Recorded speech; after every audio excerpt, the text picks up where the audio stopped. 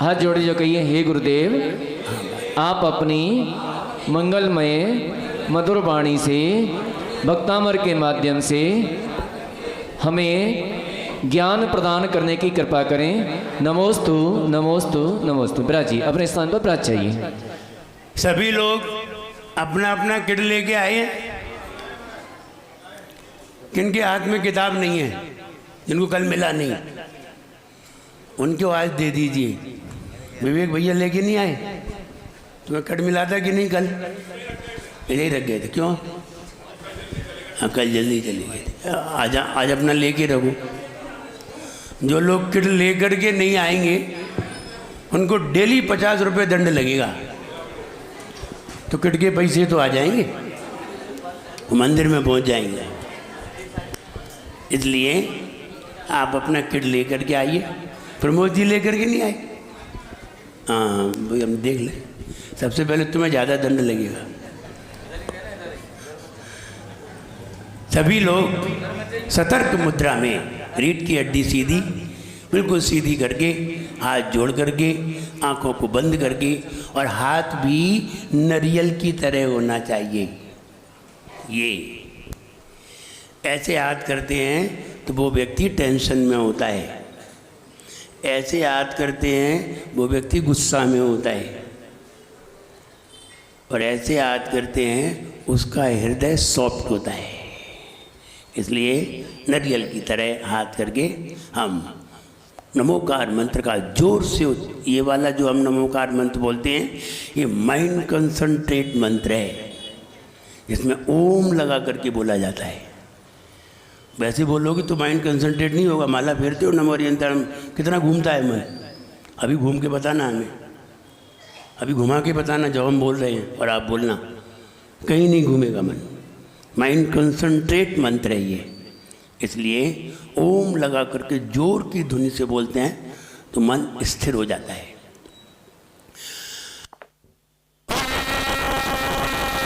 ओम नमो हरियंतानम,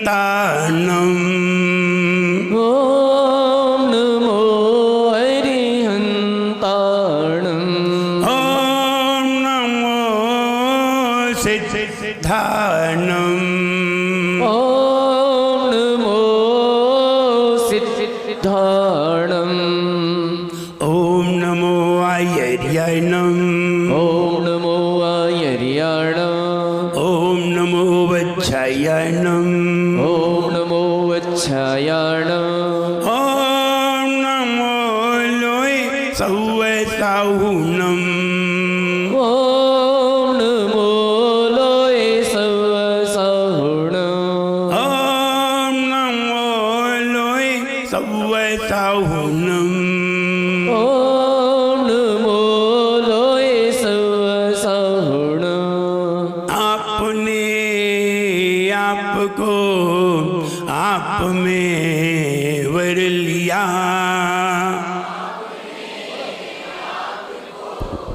आप में वर लिया, चेतना को स्वयं ही प्रखर कर लिया, चेतना को स्वयं ही प्रखर कर लिया, वीतरागी प्रभो हे महावीर जिन,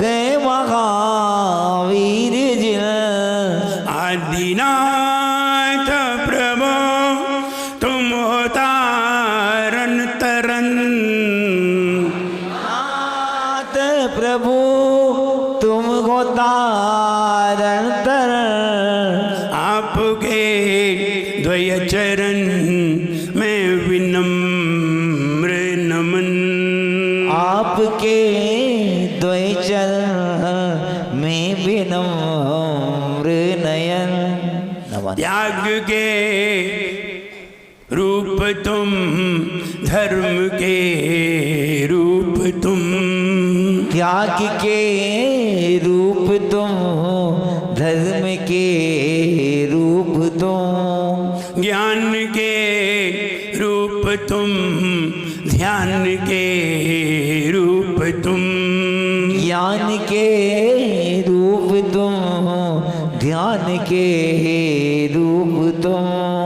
हे विराग गुरु दो विराग किरण, हे विराग गुरु दो विराग किरण, आपके द्वय चरण में विनम्र नमन, आपके द्वय चरण में विनम्र नमन, आपके द्वय चरण में विनम्र नमन, आपके द्वय चरण में विनम्र नमन। जो एक खजाना श्री आदिनाथ भगवान की जय, एक खजाना श्री नेमिनाथ भगवान की जय, एक खजाना श्री महावीर भगवान की जय, परम पूजाचार्य श्री मानुतुंग मुनि महाराज की जय, परम पूजाचार्य गुरु श्री विराट सागर जी गुरुदेव की जय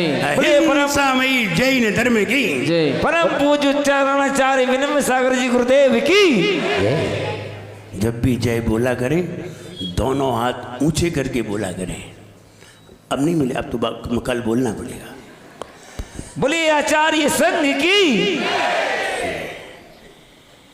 हे भक्ता उमर जो गाएगा, हे भक्ता उमर जो गाएगा, भक्त वही कहलाएगा। भक्ता अमर जो गाएगा, भक्त वही कहलाएगा। हे भक्ता उमर जो गाएगा, भक्त वही कहलाएगा।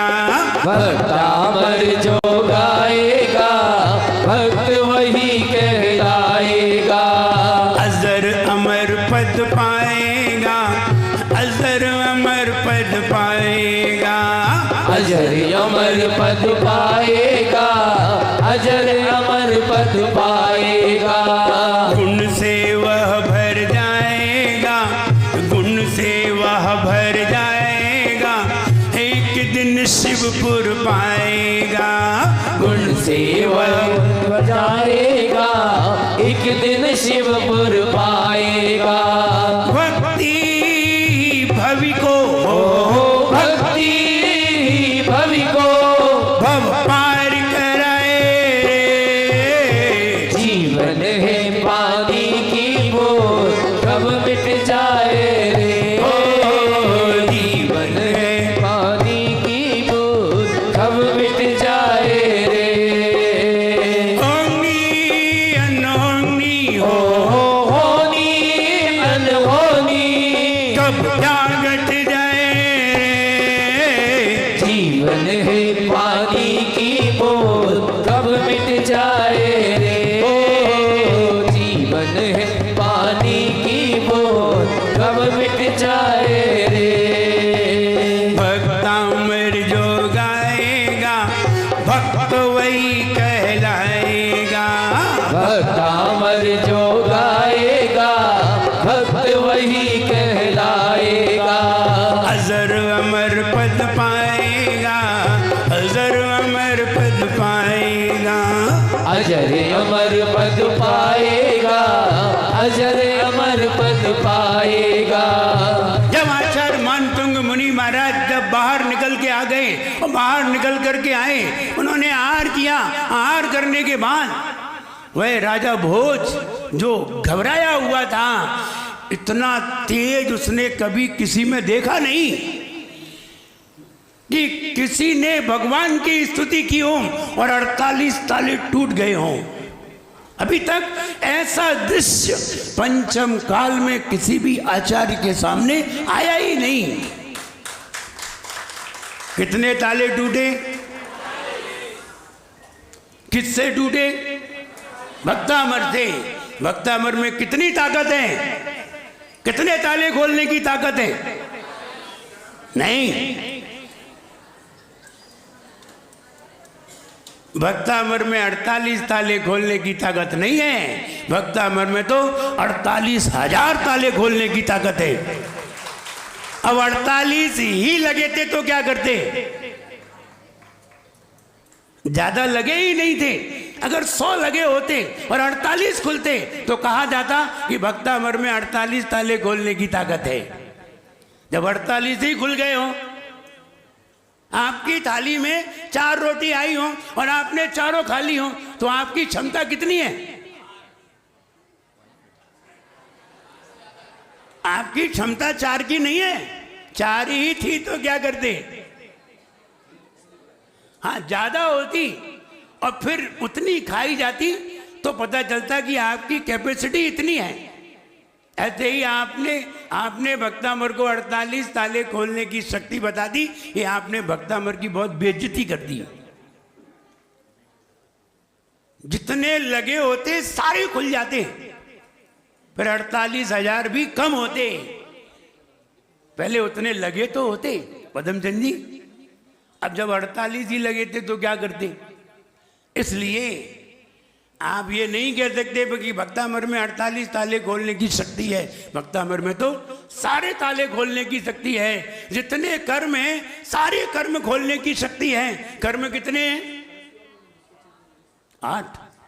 8 तो कहे जाते हैं। कर्म है अनंत।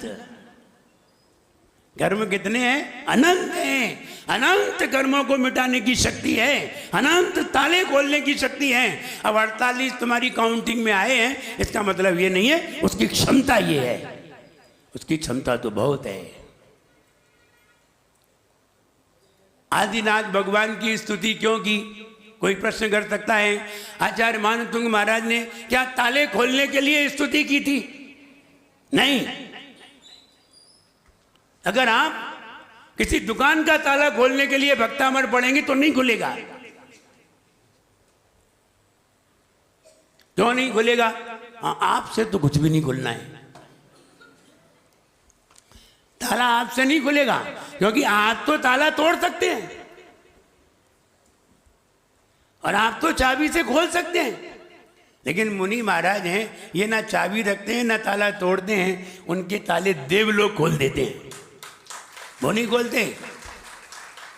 ये देवों की महिमा है कि देव लोगों ने उन तालों को खोल दिया। जब हम भगवान की स्तुति करते हैं, भगवान का गुणगान करते हैं, तो देवों के आसन कंपायमान उठते हैं जो भक्त होते हैं। भक्ति भी देव कई तरह के होते हैं।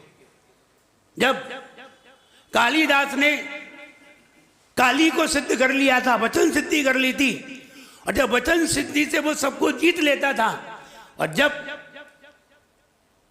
आचार्य मानतुंग को जीतने के लिए चला और मानतुंग से बहस करने के लिए चला, तो आचार्य मानतुंग के सामने कौन टिकता? ये कालिदास जैसे 36 आ जाते तो नहीं टिक पाते। और उसने काली को सिद्ध कर लिया था, काली देवी को। लेकिन जैसे ही मानतुंग महाराज से बहस करने लगा तो एक सम्यक दृष्टि देवी आ गई, चक्रेश्वरी देवी आ गई। कहाँ मुनि महाराज की सेवा और कहाँ उन गृहस्थों की? तो गृहस्थों के पास कैसे लोग आएंगे? काले पीले। और आचार्य मानतुंग महाराज की भक्ति देख करके चक्रेश्वरी देवी आई, और सम्यक दृष्टि की ताकत, मिथ्या दृष्टि से सम्यक दृष्टि की ताकत लाख गुनी ज्यादा होती है। जब वो काली देवी के सामने चक्रेश्वरी देवी आई तो काली देवी के तो आत्मा भूल गए, भागती नजर आई। और जब भागती नजर आई तब सामने वाले की बोलती बंद हो गई। जो कह रहे थे कि मैंने नाम मंजरी लिखी है, बोलती बंद हो गई। आखिरकार राजा भोज ने उस नाम माला को स्वीकार किया, और आचार्य मानतुंग को देख करके वह राजा भोज अपनी गलती का प्रायश्चित करते हुए खूब दुखी हुआ, और दुखी होकर के उसने आचार्य मानतुंग महाराज के चरणों में जाकर के प्रायश्चित ग्रहण करके ये प्रण किया, हे भगवान, अब मैं जैन धर्म को स्वीकार करता हूं। और राजा भोज ने जैन धर्म का प्रचार किया, तब उसने स्वीकार किया। पूर्व में बड़े बड़े दिग्गज राजा हुए हैं, उन्होंने ऐसे ही जैन धर्म को स्वीकार नहीं कर लिया। तुम्हारे जैसे कि तुमने परंपरावश कर लिया कि पिताजी ने पढ़ा दिया नमोकार में तुम भी पढ़ रहे हो। उन्होंने सब कुछ परीक्षा लेकर के उसको स्वीकार किया और फिर उसका कितना प्रचार किया। राजा भोज जैन धर्म से प्रसिद्ध हुआ है। तो आचार्य मानतुंग महाराज ने आदिनाथ भगवान की स्तुति क्यों की? आप ये वाला प्रश्न करने के अधिकारी नहीं है। हम आपसे पूछे प्रमोद जी, आप सवेरे उठ के सबसे पहले कौन से भगवान का नाम लेते हैं? जल्दी बोलो। नेमीनाथ का। तो क्यों लेते हैं? और ऊपर से भगवान तुम्हें नंबर में याद नहीं है? वो नेमीनाथ भगवान हमारे मंदिर में हमारे इष्ट हैं। हम उनको रोज देखते हैं, उनके रोज दर्शन करते हैं, उनके रोज पूजन करते हैं, इसलिए वो हमारी नजरों के सामने रहा करते हैं। ऐसे ही आचार्य मानतुंग महाराज की नजर में आदिनाथ भगवान प्रमुख होंगे, इसलिए उन्होंने सबसे पहले आदिनाथ भगवान की स्तुति की। और आदिनाथ भगवान की स्तुति में वह जो स्तोत्र निकला वो बोलते गए, गाते गए और निरंतर छंद बनते गए। और बनते बनते जब बहुत सारे छंद बन गए तो उसे स्तोत्र कहते हैं। एक छंद को स्तोत्र नहीं कहते, कई छंद मिलने को स्तोत्र कहते हैं। एक मोती को माला नहीं कहते, कई मोती के मिलने को माला कहते हैं। ऐसे ही एक छंद को स्तोत्र नहीं कहते हैं, कई छंद उसमें हो तो उसे स्तोत्र कहते हैं। इसलिए इसे भक्तामर स्तोत्र कहा गया। भक्तामर नाम क्यों आया? भक्तामर नाम इसलिए आया कि पहला अक्षर उसका भक्तामर है, इसलिए उसका नाम भक्तामर आया, वरना ये आदिनाथ स्तोत्र है। आदिनाथ स्तोत्र, ऋषभदेव स्तोत्र, ऋषभनाथ स्तोत्र, ये नाम है इसके। लेकिन वो भक्तामर शब्द सबसे पहले आने के कारण उसका नाम भक्तामर पड़ गया। और आज वह इतना प्रसिद्ध है कि सारे स्तोत्र उसके पीछे हैं। कितने सारे स्तोत्र हैं, एक ही भाव स्तोत्र, कल्याण मंदिर स्तोत्र, महावीराष्टक स्तोत्र, पार्श्वनाथ स्तोत्र, बहुत सारे स्तोत्र हैं। लेकिन स्वयंभू स्तोत्र सबसे ज्यादा कौन सा स्तोत्र पढ़ा जाता है? भक्तामर स्तोत्र। जैनियों में, अन्य लोगों में भी भक्तामर स्तोत्र सबसे ज्यादा पढ़ा जाता है। जिसे सबसे ज्यादा पढ़ा जाता है उस पे ही सबसे ज्यादा श्रद्धा बन जाती है। जिसे नहीं पढ़ा जाएगा तो श्रद्धा नहीं बनेगी। इसलिए हम वो भक्तामर स्तोत्र पढ़ने जा रहे हैं। भक्तामर स्तोत्र में 4 लाइनें होती, एक छंद में 4 लाइनें होती हैं। एक छंद 4 लाइन का होता है। कोई कोई 2 लाइन के होते हैं छंद, कोई कोई 4 लाइन के होते हैं, कोई कोई 8 लाइन के होते हैं। कभी कभी 2 छंद में अर्थ आता है, कभी कभी 3 छंद में अर्थ आता है, कभी कभी 4 छंद में अर्थ आता है। जब चारों नहीं पढ़ोगे तो उसका अर्थ नहीं निकलेगा। ऐसे ही भक्तामर में पहला छंद पढ़ोगे तो तुम्हें दूसरा भी पढ़ना पड़ेगा, क्योंकि पहले में अर्थ नहीं निकलेगा, दूसरे में जाकर के अर्थ निकलेगा। तो जो 2 छंद में 2 छंद एक साथ पढ़े जाते हैं उसे युग्मक कहते हैं। युग्मक, एक साथ, युग दोनों, युग्मक। इनको ये 2 एक साथ पढ़े जाएंगे, दोनों में ही 2 के बाद अर्थ निकलेगा, पहले में अर्थ नहीं निकलेगा। 3 में अर्थ निकलता है, पहले दूसरे तीसरे में अर्थ निकलता है, तो उसे कहते हैं विशेषतम। उसका नाम है विशेषतम। अगर 3 एक साथ पढ़े जाएं तो विशेषतम, 2 एक साथ पढ़े जाएं तो युग्मक, 3 पढ़े जाएं तो विशेषतम, 4 में अर्थ निकले तो उसे कहते हैं कलापकम। कलापकम। और अगर 5 श्लोक का अर्थ लास्ट में जाकर के निकले उसे कहते हैं कुल क्रम। भक्तामर में सबसे पहले 2 छंद में, दूसरे छंद में अर्थ निकलेगा। इसलिए पहला छंद जब अपन पढ़ने चलते हैं तो एक छंद में कितनी लाइनें हैं? 4। एक पंक्ति में 14 अक्षर होते हैं। एक पंक्ति में 14 अक्षर, तो 4 पंक्ति में कितने अक्षर? 56 अक्षर। इसलिए आप जब भक्तामर विधान करते हैं तो कितने अर्घ्य चढ़ाते हैं? 56, एक एक अक्षर से चढ़ाते हैं तो, और 48 पूरे छंद के चढ़ाते हैं। 48 स्तोत्र के हैं और छंद के 56 अलग अलग हैं। तो यहाँ आप बृहद विधान कर रहे हैं, 56 भी अर्घ्य चढ़ा रहे हैं और 48 भी चढ़ा रहे हैं, दोनों कर रहे हैं, डबल विधान कर रहे हैं। यानी आपका सिद्ध चक्र विधान जैसा भी हो जाएगा और भक्तामर विधान भी हो जाएगा, डबल विधान होंगे। तो यहाँ 14 अक्षर, एक पंक्ति में 14 अक्षर होते हैं, 21 मात्राएं होती हैं, 21। तो एक छंद में 56 अक्षर हुए और 84 मात्राएं हुई। अब 48 छंद में कितने होंगे? तो कहते हैं 2688 अक्षर होंगे और 4032 मात्राएं होंगी। 4032 मात्राएं, 2688 अक्षर। इतने अक्षर अपन रोज पढ़ लेते हैं भक्तामर में, अगर भक्तामर का पाठ करते हैं, लेकिन अपन को मालूम नहीं है, ज्ञान नहीं है। ये बसंत तिल का छंद है। कौन सा छंद? बसंत तिल का छंद। इसको बोलने के ढंग बिल्कुल अलग है, अभी हम जब लेंगे तब आपको बताएंगे। तो बसंत तिल का छंद है, इसके नाम और भी हैं। बसंत तिल का छंद के नाम और भी हैं। नंबर 1 उद्धर्षणी, ये भी इसका नाम है। बसंत तिलका का सिनोनिम्स उद्धर्षणी। मधु माधवी, ये दूसरा नाम है। और तीसरा नाम है सिंघोन्मत्ता। बसंत तिलका तो है ही, इसके 4 नाम हैं। इस छंद के 4 नाम है। नंबर 1 बसंत तिलका, नंबर 2 मधु माधवी, नंबर 3 सिंघोन्मत्ता, नंबर 4 उद्धर्षणी।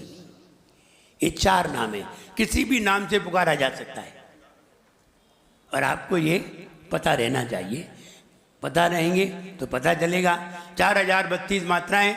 आचार्य मानतुंग महाराज श्वेतांबर थे, दिगंबर नहीं थे, श्वेतांबर थे। इनके गुरु का नाम अजित सेन था।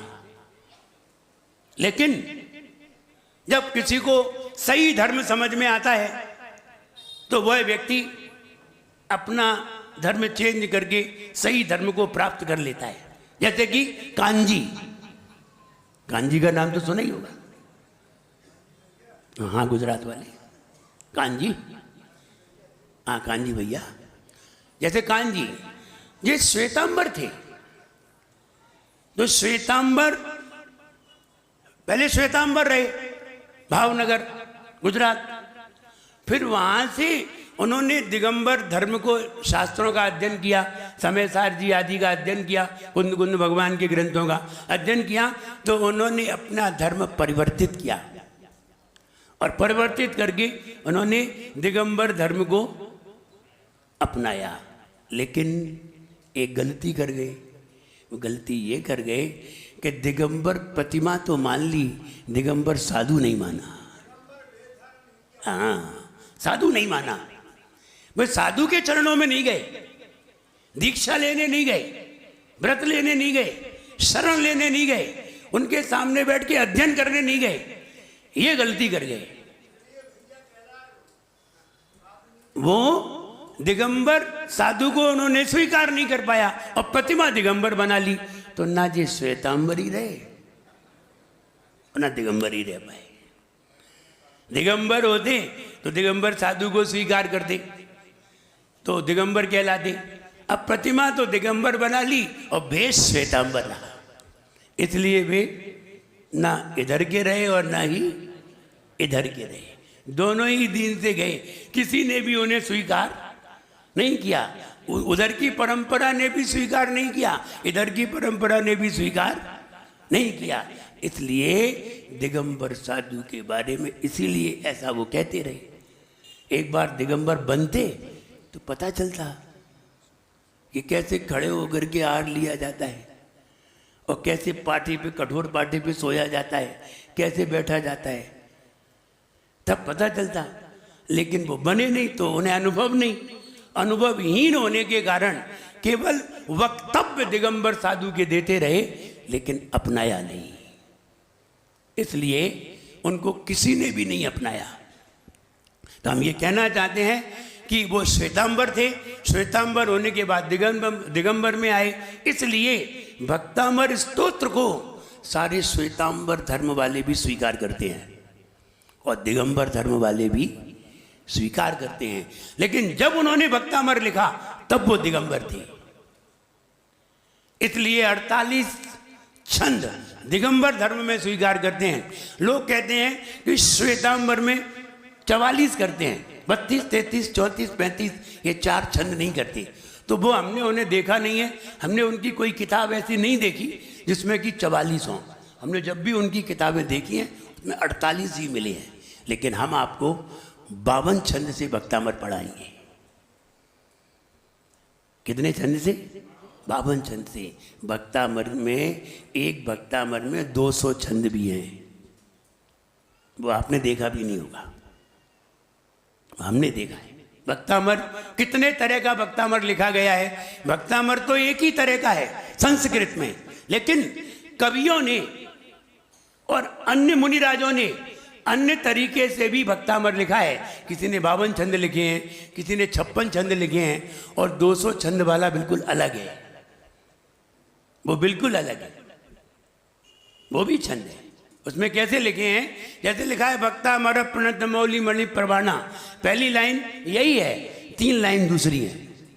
फिर दूसरी लाइन मुद्योतकम दलित पाप तमो वितानम, पहली लाइन वही है, फिर 3 लाइन दूसरी है। इसलिए 56 के 200 बना दिए उन्होंने। तो 200 वर्ग वाला भी भक्तामर हमने देखा है। लेकिन कवियों ने इस पर बहुत पद्यानुवाद किए हैं, बहुत लिखा है। तो कवियों ने 153 कवियों ने इस पर लिखा है। भक्तामर को अलग अलग तरीके से 153 कवियों ने, जिसमें 12 तरह का हमने भी लिखा है। 12 तरह का भक्तामर हमने भी लिखा है। हम जब तुम्हें गा के बताएंगे तब आप भी सुनेंगे। कभी सवैया छंद में सुनेंगे, कभी दूसरे छंद में, कभी दूसरे छंद में, वो भी सुनाएंगे। गुणों की खान भक्तामर, हृदय की जान भक्तामर, ये तर्ज भी है। इस तर्ज पर बहुत सारी तर्ज हैं, चौपाई है, छंद है, गीत है, सवैया छंद है, कई छंदों पे हमने लिखे हैं। आपको वो भी धीरे धीरे सुनाई जाएंगे। तो लगभग 153 तरीके से भक्तामर लिखा जा चुका है एक भक्तामर के ऊपर। इसका मतलब है भक्तामर बहुत प्रसिद्ध है। एक अंग्रेजी में भी लिखा है भक्तामर, वो भी कभी सुनाएंगे आप। तो अंग्रेजी में भी जैसे जैसे जीवन है पानी की बूंद, ऐसे ही अंग्रेजी में भी है। इसलिए कई तरह के हमने लिखे हैं और लिखने का मन हो जाता है। कवि है, कभी अपनी कल्पना में कुछ भी लिख सकता है, उसे सिर्फ कल्पना आनी चाहिए और वो खट से अपनी कविता में रख करके आपके सामने रख देता है। इसीलिए कविता महंगी होती है, कथा सस्ती। कथा महंगी होती है कि कविता? कविता।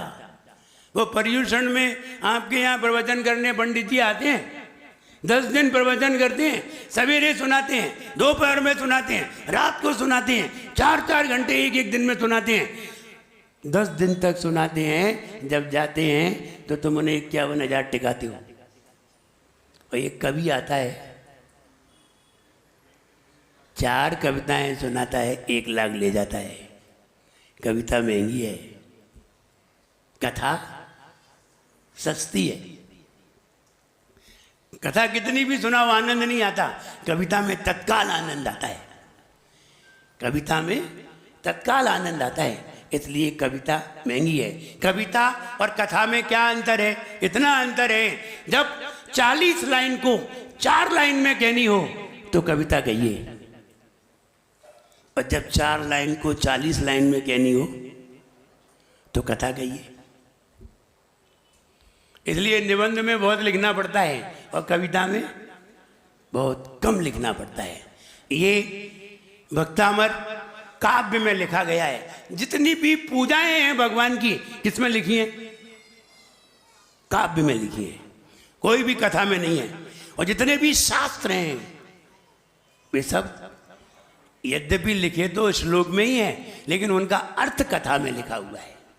सारे शास्त्र श्लोक में ही है, और जो कथा में लिखे जाएंगे वे सूत्र कहलाएंगे, वो शास्त्र नहीं कहलाएंगे। कोई भी शास्त्र लीजिए, चाहे समय साथ जी लीजिए, कोई भी शास्त्र को पढ़िए, सब श्लोक में लिखे होंगे। आर्या छंद में, श्लोक में, अनुष्टुप में, सोरठा में, चौपाई में या अन्य छंदों में, हरिगीतिका में, लेकिन उसमें कहीं नहीं लिखे होंगे। अब उनका अर्थ लिखा जाएगा, वो गद्य में लिखा जाएगा। इसलिए गद्य और पद्य, गद्य भी जानिए और पद्य भी जानिए। जब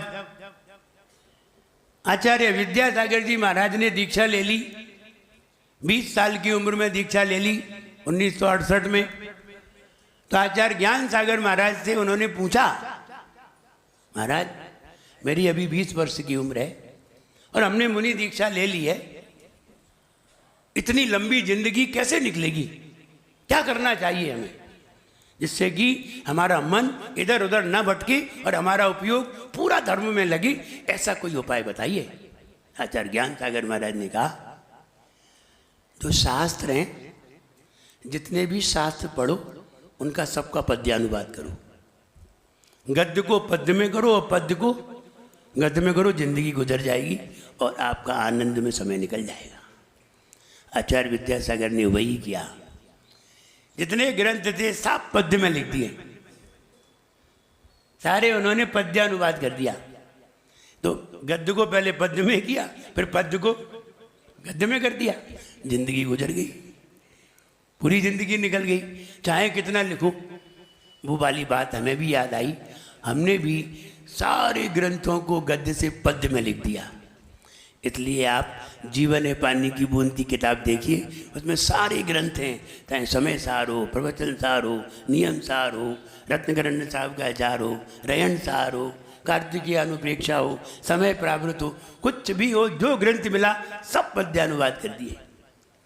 कोरोना काल में पूरा सदुपयोग किया, इसलिए कोरोना ने हमें छू नहीं पाया, क्योंकि हम धर्म में लगे हुए थे। इसलिए आइए उस भक्तामर को, जिस भक्तामर को सुन करके, जिस भक्तामर को पढ़ करके सारे ताले खुल गए, आइए उस भक्तामर को पढ़ने के लिए अब तैयार होते हैं। अब रिमोट से इसे खोलिए, वहीं से बैठ के खोल दीजिए। अब दर्शन कराइए पहले छंद के। अब पहला छंद पढ़ने के लिए तैयार होते हैं।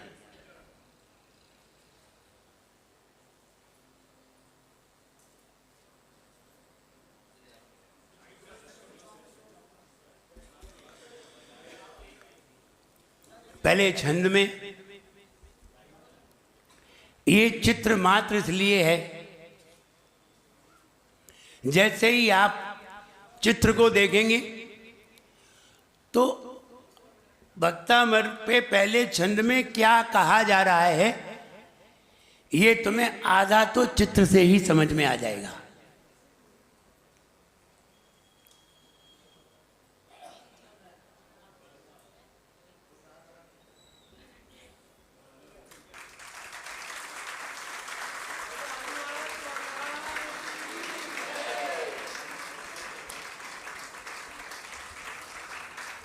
आधा तो चित्र से ही समझ में आ जाएगा, लेकिन तब आएगा जब हम समझाएंगे, वरना चित्र को देख करके भी समझ में नहीं आएगा। आइए भक्तामर का पहला छंद पढ़ने के लिए तैयार होते हैं। किताब खोल लीजिए, अपनी अपनी किताब। यद्यपि इसमें भी पहला छंद लिखा हुआ है, अगर आप किताब नहीं खोलना चाहते हैं और आपको पूरा स्पष्ट नज़र आ रहा है तो आप वहाँ से भी देख सकते हैं, वरना आपके हाथ में किताब है, पेज नंबर 4। किताब खोल लीजिए। अब किताब की महत्ता समझ में आएगी और छंद की महत्ता। आइए पहला छंद पढ़ने के लिए तैयार होते हैं। देखिए, आप कहेंगे कि हमें गाना नहीं आता है, हमें पढ़ना नहीं आता है। हम जिस टोन में बोलेंगे आपको उसी टोन में बोलना है। अगर आपने टोन बदली आपका निश्चित गलत होगा, निश्चित गलत होगा। टोन बदलते ही गलत हो जाएगा। हाँ, हम अगर टोन बदल देंगे तो गलत नहीं होगा, क्योंकि मुझे मालूम है कहाँ कैसे बोला जाना चाहिए। लेकिन तुम्हें ये बात नहीं मालूम। अभी तक आप न जाने कहाँ किस किस तरह से वक्तामर सुना होगा, मुझे नहीं मालूम। लेकिन गलती कैसे होती है ये मालूम चल जाएगी।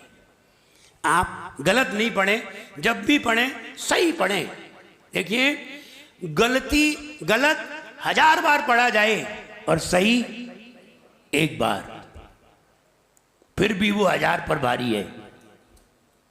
गलत को 1000 बार और सही एक बार, इसलिए एक ही बार पढ़ लो। लेकिन क्या करें, आपने हमें पहले क्यों नहीं पढ़ाया? अब मेरी क्या गलती है इसमें? बताओ, मेरी कोई गलती है इसमें कि आपने मुझे पहले क्यों नहीं पढ़ाया? आप पहले मेरे पास क्यों नहीं आए? बोले हम कहाँ जाते हैं, आप पहले क्यों नहीं आए? अब जब आए तब पढ़ लो, लेकिन सही पढ़ो। आइए सही उच्चारण देखते हैं कैसे बोला जाता है। एक हलंत भी अगर गलत होता है, आपको ये पता चलेगा कि हलंत कहाँ आता है और कहाँ नहीं आता, और कैसे बोला जाता है हलंत, ये भी पता चलेंगे आप। और आप खुद कहेंगे कि हाँ महाराज, हमें इसका मालूम चल गया कि हलंत कैसे बोला जाता है। ये चीज़ें बहुत दुर्लभ है, और आप उन दुर्लभ चीज़ों को एडॉप्ट करिए। एडॉप्ट करोगे तो निश्चित है आगे भी तुम्हारे वह बाहर आ सकती हैं और आप उन्हें समझ सकते हैं। और एडॉप्ट नहीं किया, एक्सेप्ट कर लिया, तो फिर हो सकता है आप भूल जाएं। एडॉप्ट करना सीखिए। आइए, भक्तामर प्रणत मौली मणि प्रभाना,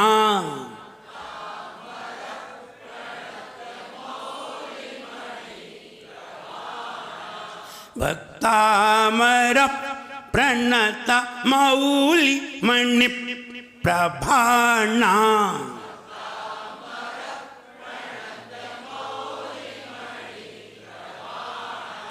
भक्तामर प्रणत मौली मणि प्रभाना।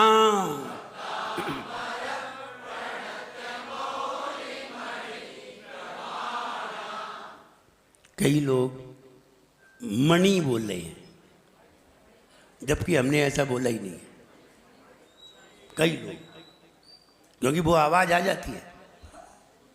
आप अपने पड़ोसी का ध्यान रखिए, वो बड़ी ना बोल दी। भक्तामर प्रणत मौली मणि प्रभाना,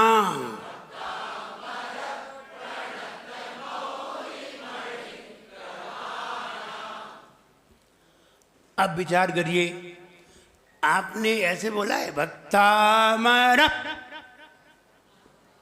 बोला है कि नहीं? ये ऐसे क्यों बोला है? नहीं मालूम? मालूम है किसी को? नहीं मालूम। नोट करिए, जब कभी छोटा आ, छोटी ई, छोटा ऊ, छोटी री, छोटी लरी, ये 5 स्वर अ, ई, उ, री, री, ये 5 स्वर पहले आए।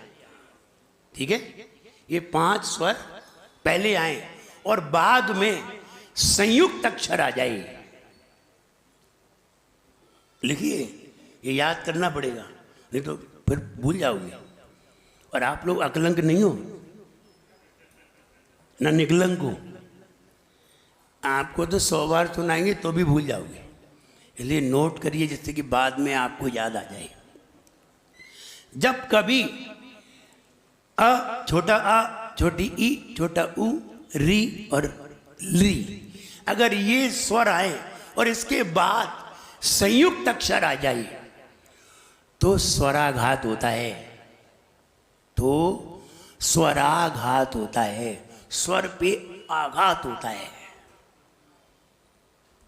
अब देखिए भक्तामर, रा में क्या है?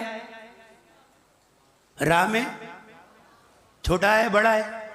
छोटा है। और प्रा क्या है? संयुक्त अक्षर। संयुक्त अक्षर किसे कहते हैं?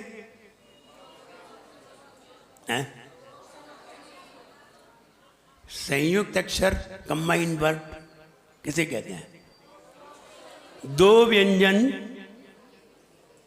व्यंजन प्लस एक स्वर, दो व्यंजन प्लस एक स्वर बराबर संयुक्त अक्षर। देखिए प्र, पी आर ए, तो पी व्यंजन है, आर व्यंजन है और ए स्वर है। प आधा प आधा रा और आ, तो ये दो क्या मिले? व्यंजन। व्यंजन किसे कहते हैं?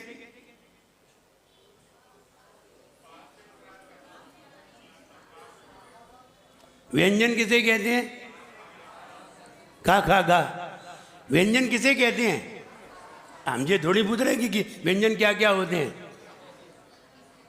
हम क्या पूछ रहे हैं? What is called consonant. व्यंजन किसे कहते हैं? स्वर किसे कहते हैं? कंठ से ही व्यंजन बोले जाते हैं। जो कंठ से बोले जाएं वो स्वर है, ऐसा नहीं है, ये गलत परिभाषा है। What is called vowel, what is called consonant.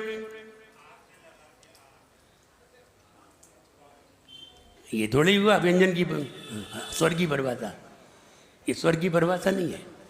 Definition पूछ रहा हूं मैं। व्यंजन की परिभाषा, व्यंजन किसे कहते हैं?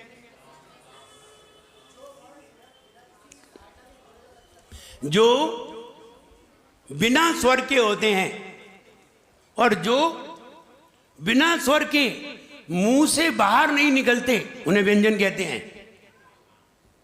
जो बिना स्वर के मुंह से बाहर नहीं निकलते, उन्हें व्यंजन कहते हैं। जो मुंह में ही रहते हैं, होंठ के अंदर रहते हैं, वही प्रोडक्ट होते हैं, उन्हें व्यंजन कहते हैं। और जो स्वर के साथ निकलते हैं, उन्हें व्यंजन कहते हैं। बिना स्वर के नहीं निकलते। जैसे स्वर क्या है? स्वर बाप है। और व्यंजन 1 साल का बेटा। 1 साल का बेटा अकेला बाजार नहीं आ सकता, पिता की गोदी में ही आएगा। अगर पिता नहीं हो तो 1 साल का बच्चा, 2 साल का बच्चा बाजार नहीं जा सकता है। तो व्यंजन बच्चे हैं और स्वर पिताजी हैं उनके, वो लेके निकलेंगे। वो नहीं मिले तो वो आ ही नहीं सकते। जैसे देखिए हम बता रहे हैं आपको, आप बोले पप्पू, बोलिए। अब देखिए बीच में आधा पा है, उसमें स्वर नहीं है। अब पू हटा दीजिए, अब बोलिए बंद। अब वो निकलेगा नहीं बाहर, वो बाहर ही नहीं निकलेगा। बोले स्वर लाओ, अब पू स्वर है, ऊ स्वर है। अब बोलो, ऊ लगा के बोलो, अब निकल आया बाहर। तो व्यंजन वो है बिना स्वर के कभी बाहर नहीं निकलते। बोलो कक्का, अब का हटा दीजिए पीछे का, जो अटक गया यहीं, अब नहीं निकलेगा। आ रही समझ में? सन्मति, सन्मति, मति हटा दीजिए, बोलो, अटक गया वहीं भीतर, निकलेगा नहीं बाहर। व्यंजन उसे कहते हैं जो बिना स्वर के कभी बाहर नहीं निकलता। तो व्यंजन को हमने किसकी संज्ञा दी? बेटे की। और स्वर को बाप की संज्ञा दी। उदाहरण समझाया है, ऐसा नहीं वो बाप है वो बेटा, ऐसा नहीं है। वो तो समझा रहे, तुम्हारी ऐसी समझ में आ जाती है कि बिना स्वर के व्यंजन बाहर नहीं आता। व्यंजन भी ताकतवर होते हैं, स्वर भी ताकतवर होते हैं। ये दोनों ताकतवर होते हैं, बहुत ताकतवर होते हैं। भगवान की प्रतिमा जब बनती है और जब भगवान भगवान बनते हैं तो व्यंजन और स्वर उनमें आरोपित किए जाते हैं। जब व्यंजन और स्वर आरोपित कर देते हैं उसे अंगन न्यास कहते हैं। तो तब भगवान भगवान बनते हैं, वो शक्तिवान होते हैं। बच्चे से पूछा, बेटा बता, सर ने व्यंजन और स्वर की परिभाषा सुनाई होगी, और सुनाई तो बच्चा नहीं आया होगा। बच्चा नहीं आया, दूसरे दिन आया तो टीचर ने पूछा, बेटा बताइए व्यंजन किसे कहते हैं और स्वर किसे कहते हैं। एक दिन पहले पढ़ाया था, बच्चा आया नहीं था, और वो उसी बच्चे को खड़ा कर दिया। अब बताओ, तुम आए नहीं हो, तुम दूसरे दिन आओ और हम तुमसे ही पूछ लें तो तुम क्या बताओगे, क्या कहोगे? हमें नहीं मालूम। लेकिन वो बच्चा विद्वान था, उसने सुना भी नहीं था, लेकिन उसने फिर भी बताया। तो टीचर ने पूछा, बेटा स्वर और व्यंजन किसे कहते हैं? बच्चे ने तत्काल उत्तर दिया, सर व्यंजन खाया जाता है और स्वर गाया जाता है। यही हमें मालूम है, आगे तुम जानो। व्यंजन उसे कहते हैं जो खाया जाए और स्वर उसे कहते हैं जो गाया, आलाप गाया जाए। ओ हो, ये स्वर है। ये क्या है? स्वर है। तो स्वर उसे कहते हैं जो गाया जाए, व्यंजन उसे कहते हैं। बच्चे हैं, अपने अपने तरीके से अपने अपने उत्तर देते हैं। हम ये कहना चाहते हैं स्वर और व्यंजन। अब आपने जाना आ आया है, भक्तामर में क्या आया, रा में क्या है, अ। छोटा है बड़ा है? छोटा है। परा क्या है? संयुक्त अक्षर है, घात होगा। घात से मतलब भक्तामर, ब्रेक लगा। ब्रेक नहीं लगाया तो क्या होगा? देखिए, मणि, मणि पे छोटी की मात्रा है और प्रा फिर संयुक्त अक्षर है, तो फिर ब्रेक लगाना पड़ेगा। दो जगह ब्रेक लगाना पड़ेगा, और नहीं लगाया सही गलत हो जाएगा। भक्तामर प्रणत मौली मणि प्रभाना।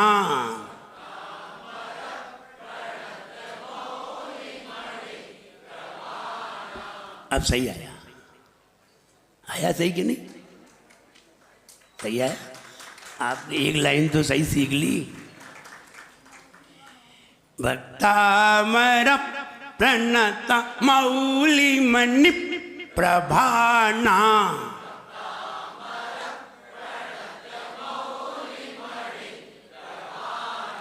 अब एक चीज और सुधार करिए, आपके पास किताब तो है। जहां जहां हमें कमी महसूस होगी हम वहां अंडरलाइन करवा देंगे। इससे यहां तुम्हें बहुत ध्यान देना है। मौली बोलते हैं, कई लोग मौली बोलते हैं। मौली, ये ओंठ देखिए, मौली। हाँ, ओंठ घूमना चाहिए, नीचे वाला ओंठ राइट हैंड घूमना चाहिए। मौली, और घूमा नहीं तो मौली हो जाएगी। अब इसे कैसे पढ़ा जाएगा वो जरा लिख लीजिए, पेन आपके हाथ में है। मौली कैसे लिखा जाता है? माँ बनाइए, माँ बनाइए, बड़ा ऊ लगाइए, बड़ा ऊ लिखिए। माँ बड़ा ऊ और लापे छोटी की मात्रा। अब पढ़िए, पढ़ो। मौली, सही आ गया। अब अपने आप से ये भाषा कुरान शरीफ की है। कुरान शरीफ में औ नहीं लगाया जाता। उर्दू लैंग्वेज में ऐसे औ नहीं लगाते, वहाँ ऊ लगाते हैं। माँ लिख करके ऊ लिखेंगे और ली लिख देंगे। अब पढ़ो, अब बिल्कुल सही पढ़ोगे। औरत ऐसे नहीं लिखते कि आप पे औ की मात्रा लगा के राता लिख दें, ऐसे नहीं लिखते।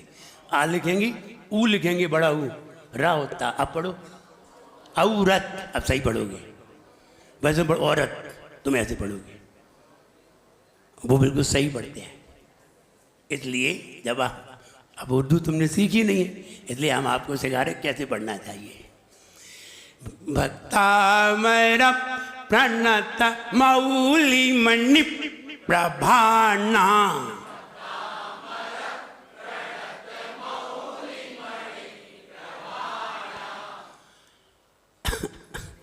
फिर गलती करते हैं आप बोल रहे हैं प्रभाणा। क्या बोले? प्रभाणा। हमने ऐसा बोला ही नहीं है, हम बोले प्रभाणा ना। तुम ड़ा बोल रहे हो। ना और ला में कितना अंतर है? अगर प्रभा के बाद दा डलिया का लगा होता और नीचे बिंदी लगी होती, सीन लगी होती और डंडा लगा तो क्या पढ़ते? प्रभा, प्रभाड़ा। और ना लगा, ना नलगा होता तो क्या पढ़ते? प्रभा ना। अब नमोकार वाला ना है, अब क्या पढ़ोगे? कुछ अंतर आ रहा है? अब पढ़ेंगे प्रभा ना। ना बोलने में और ना में क्या अंतर है? देखिए समझ लीजिए, आप बहुत अच्छी बातें हैं ये। जब आप ना बोलते हैं, नल वाला ना बोलते हैं, तो हमारी जो जीभ है ना, ये जीभ तालू पर चिपकती है यूं। बोलिए टन। जीभ कैसी है? ऐसी चिपकी है ना। आपने क्या बोला? टन सन। जीभ कैसी है? ऐसी है ना। अब देखिए, आप बोलिए कट।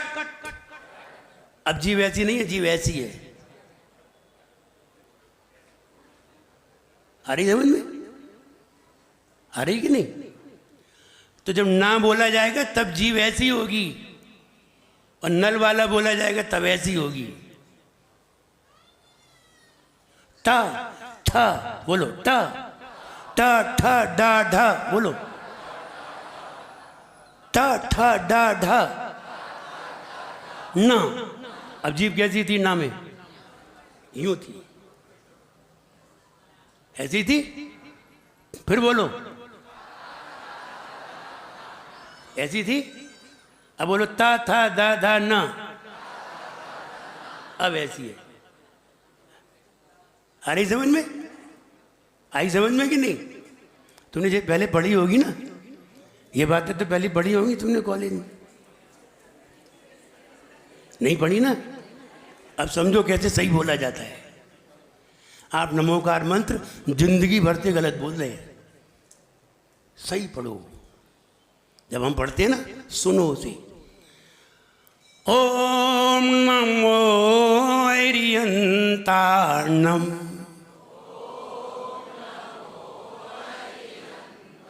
नम। आवाज देखिए, झन्ना हटाएगी मुंह में, जीभ झन्ना जाएगी।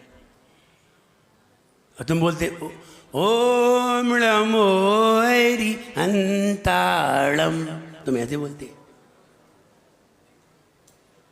अब बताओ, फिर कहते महाराज कुछ नहीं होता नमोकार मंत्र से, कुछ नहीं होगा। सही पढ़ना सीखो, शुद्ध पढ़ना सीखो। हमने बताया 1000 बार का गलत और 1 बार का सही। बस एक ही बार भक्तामृत पढ़ना, उसी में काम हो जाना है। इसलिए फिर पढ़िए। आपको दूसरी लाइन, आगे दूसरी लाइन बतानी है। मुद्योतकम दलित पाप तमो वितानम।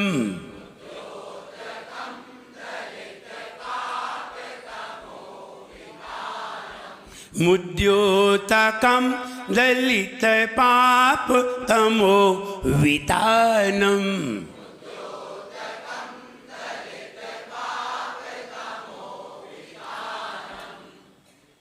मुद्योतकम, लोग बोलते हैं मुद्योतिकम। तिकम नहीं है, तकम। मुद्योतकम दलित पाप तमो वितानम।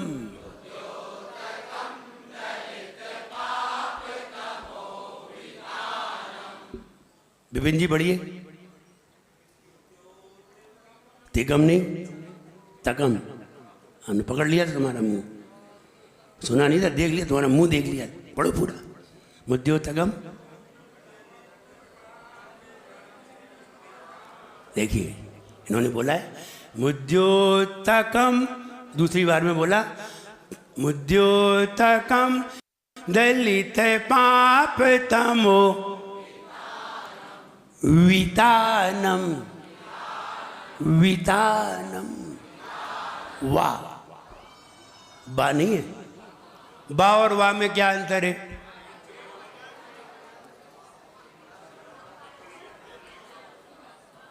बा और वाह में अंतर बताएं, बहुत सरल समझ में आएगा। कहें कहें मिले नहीं, सुनो, कहें कहें मिले नहीं। आपसे कहते हैं इनसे गले मिल लो, नहीं मिलते।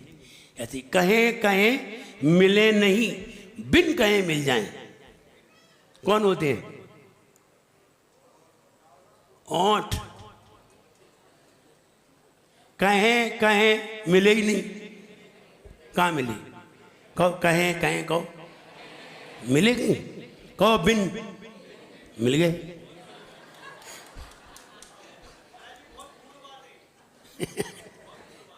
देखो, हम बहुत सारी बातें बताएंगे, ये आप दूसरे को समझा सकते हैं। कहें कहें मिले नहीं, बिन कहें मिल जाए। ये बा बकरी वाला है, तो बा बकरी वाले में ओंठ मिलते हैं, और वाह वन वाले में ओंठ सुअर जैसा हो जाता है। वाह,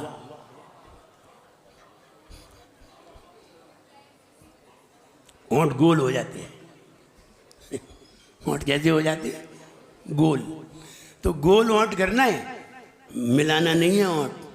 वितानम, वितानम नहीं, इन्होंने वितानम बोला था विपिन ने, हमने फौरन देख लिए उनके ओंठ, इसलिए वो पकड़ जाएंगे फौरन। इसलिए बहुत ध्यान से बोलिए, हम जो बोल रहे हैं ध्यान से सुनिए उसे। मुद्योतकम दलित पाप तमो वितानम।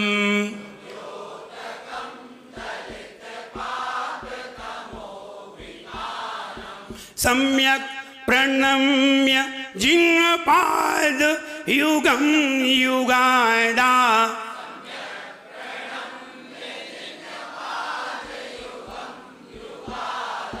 सम्यक प्रणम्य जिन्पाद युगम युगादा।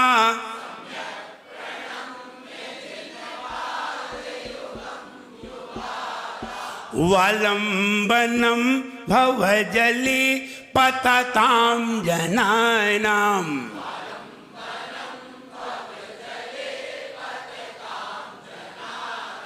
वालंबनम भवजली पतताम जनानाम।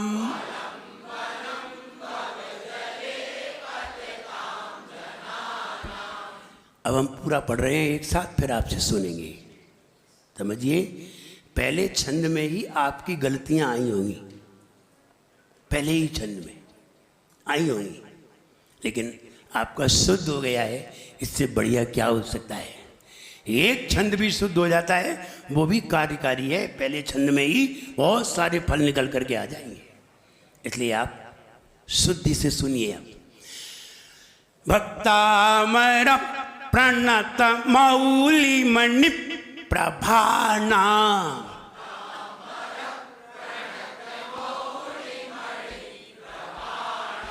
भक्तामर प्रणत मौली मणि प्रभाना।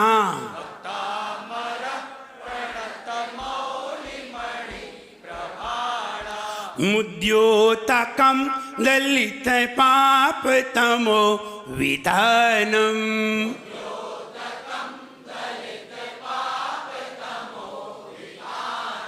सम्यक प्रणम्य जिन्पाद युगम युगादा।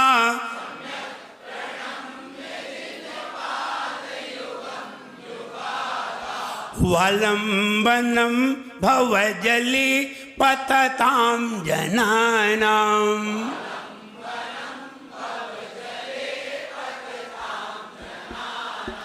अब आप सब लोग मिलकर पहले पुरुष पढ़ें। भक्ताम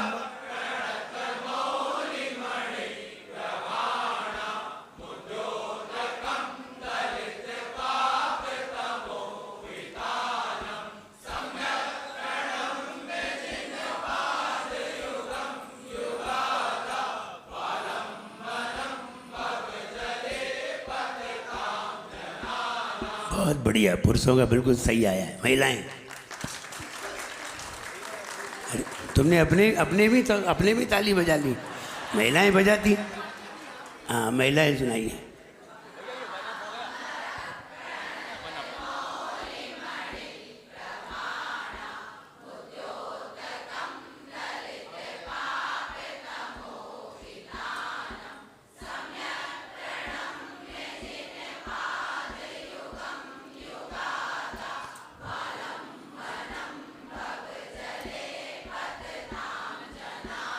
बहुत बढ़िया, अच्छा सुनाया। देखिए, मेरी मेहनत सफल है।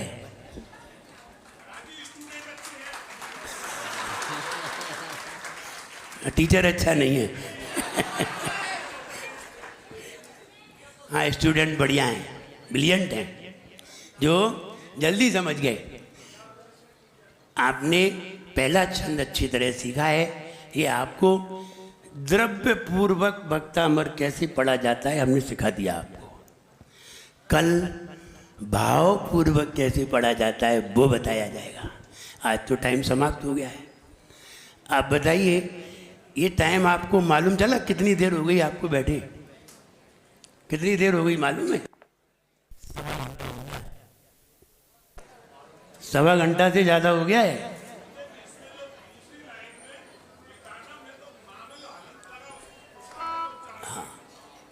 वो तो बंद हो गया, वितानम हो गया, लास्ट पे है।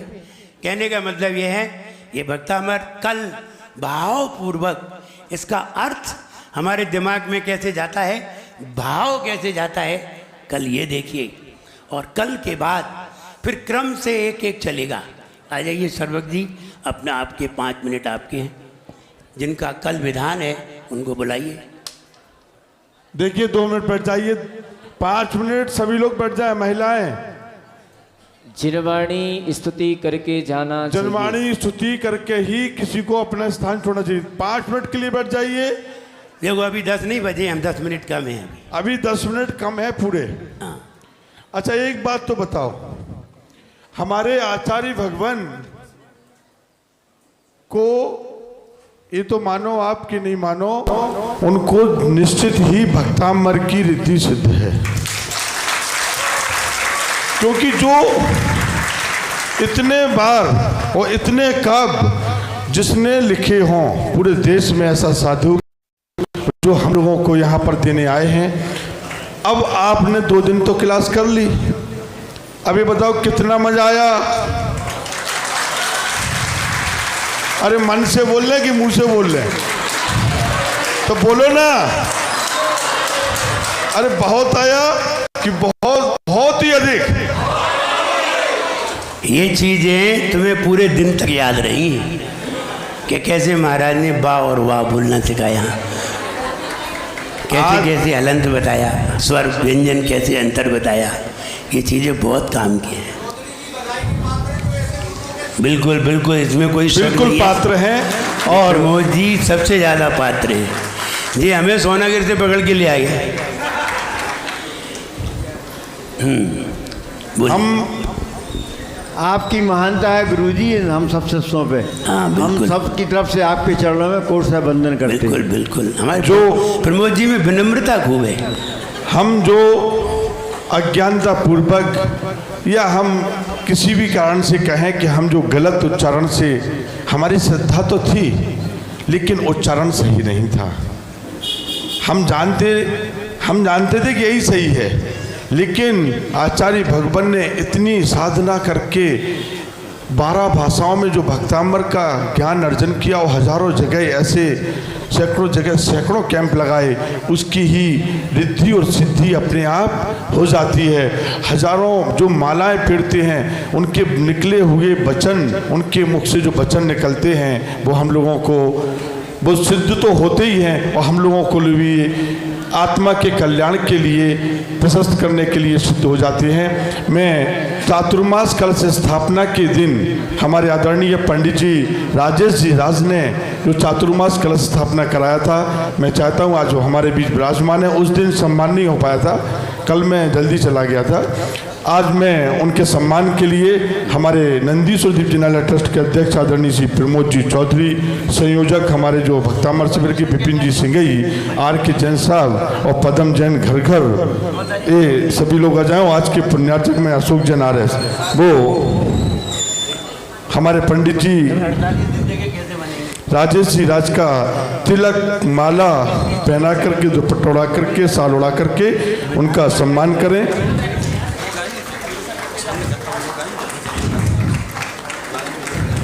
देखिए सभी ये चंदवाणी चैनल पर ये प्रसारण होगा, इसका पारस चैनल पे, पारस चैनल पर, पारस चैनल पर इनका प्रसारण होगा।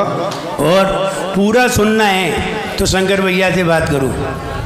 पारस चैनल पे आधा अधूरा होगा, पूरा ऊपर से लेके नीचे तक। ये युवा पंडित जी हैं शंकर भैया, लेकिन बहुत ही सराज और शहर हैं। हमने जब भी इनको याद किया, ये आते पूरे भोपाल में बड़े ही मनोयोग से धर्म पर और शिक्षा आगे देते हैं। मैं इनका कोष्ठा बंदन अभिनंदन करता हूँ। देखिए कल के विधान के सौदर मित्र एक मिनट, कृपया करके यहाँ जाएं। हाँ उन्हें बुला लीजिए। श्री नरेंद्र जी शोभा जी बजाज, आपसे ये कहना है, आप जो भी चीज़ यहाँ आप एडॉप्ट करते हैं, आपको पता चलती है, आप उस चीज़ को 4, 6, 10 लोगों को बताइए, उनसे पूछिए।